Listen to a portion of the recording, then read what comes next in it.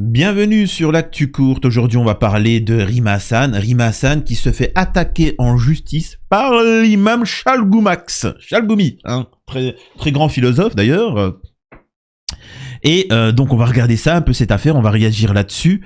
Moi je suis contre, je vous mens pas, je suis contre le fait que Rima Hassan se moque et vise Chalgoumi, je vous expliquerai pourquoi. Et elle met en avant aussi un drame qui s'est passé au Maroc. C'est-à-dire qu'on a un militant pro-palestinien au Maroc et qui a apparemment, il se serait fait tomber dessus par quelqu'un. Il y a une enquête, reste à savoir pourquoi. Pourquoi quelqu'un lui serait tombé dessus. Et il y a une vidéo d'un Israélien qui est au Maroc et qui réclame que tout leur appartient. Et ça, c'est le danger qui peut exister au Maroc. Comme vous le savez, les Israéliens considèrent que le Maroc, ça leur appartient. Hein. Donc, on voit petit à petit les propos qui sont tenus. Donc, il y a une mise en garde à faire pour les Marocains concernant Israël. Ils veulent faire la même chose qu'ils ont fait aux Palestiniens, aux Marocains. On verra ça, je vous lirai les articles là-dessus. Revenons-en à Rima Hassan. Mais justement, je vous invite à vous abonner un maximum et à partager et commenter sur ce que vous pensez de tout ça. Rima Hassan s'attaque à Chalgoumi. Donc, on va écouter un petit audio pour résumer l'affaire. Écoutons ça. Alors, si les ça clients, ils bénéficient d'une grande chance. Non, c'est pas ça. Attendez, il est où l'article? Voilà, c'est bon. Écoutez, hop, je suis obligé de censurer. 17 août sur le réseau X, Rima Hassan est accusée en fait par les internautes d'avoir lancé une fatwa contre l'imam Chalgoumi. Expliquez-nous exactement le contenu de ce tweet pour que tout le monde comprenne, Jonas Haddad. En fait, ce tweet n'est pas le premier d'ailleurs qui est dirigé contre l'imam Hassan Chalgoumi. C'est le deuxième. Dans un premier tweet, il y a quelques mois, elle avait déjà dit: il faut que les musulmans te dégagent de France. Donc c'était déjà une menace très claire. Et là, alors, pour réagir à ces propos-là, je rappelle que nombreux des personnes, on a des gens comme Enrico Macias qui a dit qu'il fallait dégommer physiquement tous les gens qui étaient de gauche. 30%, plus de 30% de la population française. C'est quand même assez grave. On a des Mila qui ouvertement disent islam hors d'Europe, un monde sans arabe, c'est bien, ou je sais peut-être des propos ignobles, tu vois, mais t'éclates, mais ça ne fait pas scandale. Effectivement, Rima Hassan dit que les musulmans doivent dégager Chalgoumi, parce que Chalgoumi, allez savoir pourquoi, il serait le représentant. Alors peut-être des illettrés, peut-être, mais pas de. Faut arrêter. Il est pas. C'est vraiment. Excusez-moi de vous dire ça. Encore une fois, moi je ne critiquerai pas. Je ne suis pas de ceux qui, comme certains, aiment à critiquer Chalgoumi. Chalgoumi n'est pas quelqu'un qui. Il a un problème. Ça se voit qu'il a un problème. Moi, j'en connais beaucoup des gens qui ne parlent pas français. Ils s'expriment pas comme ça. Là, tu vois qu'il y a un problème. Excusez-moi de vous dire ça. Qu'il y a un problème plutôt. De connexion entre les neurones. Tu vois bien qu'il souffre, le pauvre. Tu vois bien, moi j'aurais plus une explication, c'est qu'il a fait un AVC et qu'il a des troubles cognitifs, mais j'irai pas le critiquer parce que tu vois bien que ça n'a aucun sens.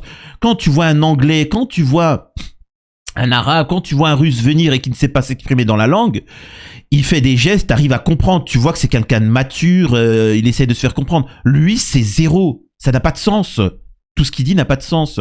Et surtout que Chalgoumi n'est pas le représentant des musulmans, et c'est ce que disait Rima Hassan, genre barre-toi quoi. Barre-toi, c'est tout. Voilà. En fait, dans ce nouveau tweet, elle met, après avoir, entre guillemets, ciblé d'autres personnalités qu'elle considère comme n'étant pas assez alignées sur ses positions, le nom de l'imam Chalgoumi et avec une horloge en disant en gros qu'elle veut accrocher l'imam Chalgoumi à son tableau de chasse. Voilà. Donc c'est comme ça qu'elle conçoit son combat. Nous, en fait, on considère, et à la suite du premier tweet qu'elle a déjà mis, que c'est une nouvelle fois une menace qui est très claire, et que cette menace, elle doit avoir des conséquences juridiques, et que ces conséquences juridiques, elles vont passer par le dépôt d'une plainte. Donc, avec mon compte. Oui. Oui, Jonas Haddad, bien sûr, on va en parler justement de ce dépôt de plainte, c'est très important, c'est pour ça qu'on vous a invité. Il faut préciser qu'elle cite aussi d'autres, alors un journaliste, notamment une journaliste franco-marocaine, Nasrin Slaoui, également Balti, un influenceur marocain. Alors elle les coche, sous-entendu, ça c'est fait. Maintenant on va s'en prendre.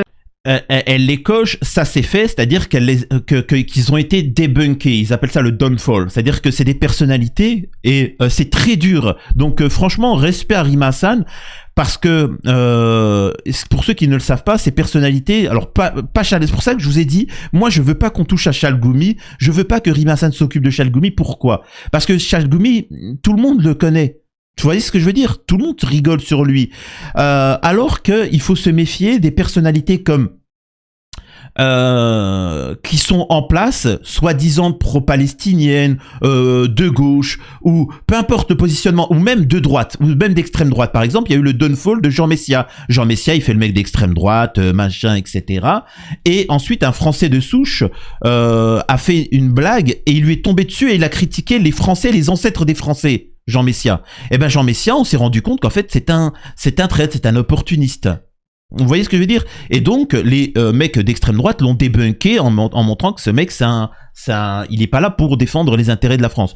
Eh ben Rima Hassan fait la même chose pour la cause palestinienne et les gens qui se disent de gauche. On va dire ça comme ça. Et elle les débunk. C'est tout ce qu'elle fait. Et nous avons des influenceurs aussi musulmans qui s'adressent à la population musulmane, comme Balti et compagnie, et qui sont payés, achetés, financés pour beaucoup, pour valider le sionisme. Hein, pour valider le sionisme en France et ainsi de suite. Donc, c'est quand même assez particulier. On écoute la suite. Effectivement, l'imam Chalgoumi, il faut préciser qui sont Nesrin Slaoui et Balti. Alors, ce sont principalement des influenceurs qui sont assez justement influents, notamment dans la communauté musulmane ou alors dans des gens qui sont d'origine immigrée. Donc en fait, ce qui est en train de faire là Rima Hassan cet été, c'est de faire le tri entre les bons et les mauvais de celles qui est considérée comme étant dans la communauté. Donc on se livre là à l'été des fatwas et on a l'impression que Madame Hassan... Alors, c'est pas les bons et les mauvais. Souvent, alors on peut apprécier ou non, hein, Rima Hassan réagit. Balti l'attaque, elle répond. Vous voyez ce que je veux dire ? Elle répond. Et de toute façon, parfois, elle répond même pas. C'est les gens qui font le débunkage et qui avait déjà été fait. Mais quand il y a une caisse de résonance avec Rima Hassan, ça fait tout de suite beaucoup plus écho. Hein. Donc, je précise. Encore une fois, Balti, c'est parce qu'elle dénonçait le fait, vous savez, hein, les propos, je préfère un Israël religieux qu'une Palestine laïque. Tu dis, qu'est-ce qu'il est en train de me raconter ? Il y a un massacre, il y a une colonisation, il y a un génocide. Je m'en balèque. Il faut être lutté contre. Moi qui suis musulman, la Palestine, si elle devient entièrement athée ou chrétienne, je m'en balèque. C'est pas mon problème. Je suis pas un dictateur. Je n'ai pas à leur imposer une religion, une croyance, une orientation sexuelle ou je sais pas quoi. Je m'en fous. C'est pas mon problème. Moi, je veux que tout être humain soit libre dans son territoire, posé, et après, il fait ce qu'il veut, tant qu'il fait pas de mal aux autres. Je pense déjà qu'elle a un énorme melon, mais que surtout, au-delà de ça, elle se pose comme étant une sorte de grande prêtresse d'une religion qu'elle a, et qui est une religion qui est totalement alignée sur les positions les plus extrémistes. D'ailleurs, juste pour que nos auditeurs sachent, Madame Rima Hassan, c'est pas simplement quelqu'un qui est une députée, qui est dans le combat politique. Madame Rima Hassan, c'est une délinquante, multirécidiviste, qui a déjà été entendue par la police de nombreuses fois et qui a contre elle des plaintes, notamment pour apologie du terrorisme, menaces. C'est une vulgaire délinquante. Ouais, mais en même temps, à notre époque, sincèrement, ce que je veux dire par là, si on me dit que pendant le régime d'Adolphe, pendant la Deuxième Guerre, il y avait des délinquants, une opposition politique des délinquants, c'est que ça devait être des mecs bien quand même. Vous voyez ce que je veux dire ? Donc, et au vu de ce que c'est la France actuellement, j'ai envie de dire que Rima Hassan, bon, ça va, c'est cool. C'est-à-dire que si des gens te tombent dessus parce que tu dénonces un géno, les réseaux pédos, comme elle l'a fait Rima Hassan, les réseaux pédos, les choses comme ça et ainsi de suite, bah en fait, tant mieux, hein. Tant mieux que ces gens te critiquent sur ça. C'est que t'es sur la bonne voie, tout simplement. Rima Hassan accusé d'avoir lancé une fatwa, hein, une fatwa, etc. et ainsi de suite. On veut faire taire. Mais moi, j'explique aux gens, faites attention, parce que n'oubliez pas qu'il y a un géno en cours et ils essayent de divertir les gens, de leur faire oublier le concret. Donc voilà. Donc c'est tout ce qu'elle a fait. Chalgoumi porte plainte contre Rima Hassan. La petite truc, voilà, en résumé, on va le débunker et ainsi de suite. En fait, quand on va le débunker, on va se rendre compte que tous ces gens-là, j'ai bien dit tous ces gens-là, les influenceurs, dans les médias, des journalistes, des gens comme Chalgoumi ou autres, sont payés, aidés, financés, mis en avant par une certaine entité. Donc voilà. Rima Hassan qui est pertinente, on voit sur PIS TV, la Belgique boycotte les vols venant d'Israël. Tous. C'est ça qui est assez incroyable. Et Rima Hassan dit, en France, tu perds ton travail pour un Free Palestine. C'est pour ça que je vous dis, ceux à notre époque qui sont censurés, attaqués, vilipendés de manière drastique, vous pouvez être sûr que... Et pourtant, il y a des gens qui touchent des enfants et ils ne sont pas inquiétés. Vite fait, on en fait une petite une, etc. Mais ils continuent à être en avant. Par contre, si tu oses défendre la Palestine, étrangement, tout le monde te tombe dessus. Ce qui est assez incroyable. Maintenant, on va partir du côté du Maroc, parce que je n'étais pas au courant. C'est Rima Hassan, justement, qui a partagé cette information-là. Regardez, c'est dramatique. Grande figure marocaine de la lutte pro-palestinienne, Sion Assidon, est dans le coma depuis quelques jours après qu'il était retrouvé inconscient à son domicile. Je lui adresse tout mon soutien et mon affection. Ce qui est quand même assez bizarre. Et donc, il y a un article de journal, mais je vais vous le résumer, qui explique que là, il y a une enquête pour savoir qui, si c'est accidentel ou si quelqu'un l'a décidé de le frapper, de le vilipender, si vous voyez ce que je veux dire.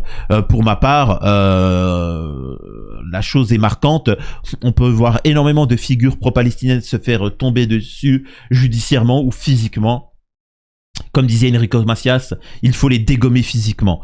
Le Maroc, qui, je le rappelle, c'est le gouvernement israélien qui explique que le Maroc, c'est la civilisation judéo qui a fabriqué tout le Maroc. Voilà. Ensuite, il y a des Bédouins qui sont venus par-ci par-là et qui se sont truqués. Que le Maroc appartient à Israël, que c'est Israël bis. Ce n'est pas une blague, ce n'est pas moi qui le dis, ce sont les ministres israéliens en place qui le disent. Et quand vous essayez de prévenir parfois des Marocains en leur disant attention, attention, fake news, tu mens, etc. Mais c'est le ministre qui l'a dit et généralement quand ils disent des choses, ils ne rigolent pas. Quand même. Je le rappelle que Israël est en difficulté en ce moment et qu'il y a un projet, c'est l'ex-premier ministre marocain qui le disait, c'est d'en faire le Maroc un Israël bis et c'est pour ça qu'ils viennent massivement au Maroc. Avec la corruption, ça fonctionne malheureusement. Donc là, on voit un Israélien venir voir un commerçant marocain et regardez ce qu'il lui dit. Et moi, le commerçant, il me fait rire parce qu'il rigole. Mais il rigolera moins d'ici quelques temps. Vous verrez. Il lui dit d'où c'est que tu viens. Et il lui dit mais tu viens d'Israël? Non, il lui dit non, je viens de Fès, etc. Et regardez la manière dont il regarde et dont il rigole. Il regarde, t'es pas un humain. Continue à rigoler, rigolera bien qui rira le dernier. Tiens, fais le malin, tu vas voir. Ici, c'est mon pays. Je suis venu voir. Ça, le commerce là, cet endroit, tu sais quoi, le commerce là, il me plaît bien. Bah, tu sais, ça, c'est un truc. C'est Dieu qui me l'a promis. Ça appartient à mes ancêtres. C'est Dieu qui me l'a promis.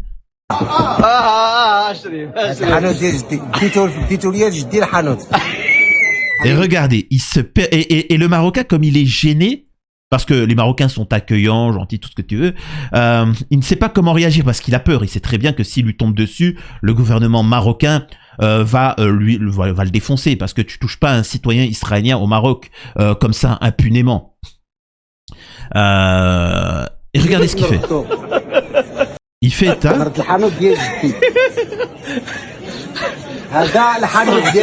ça, c'est mon commerce, ça à moi, ça m'appartient.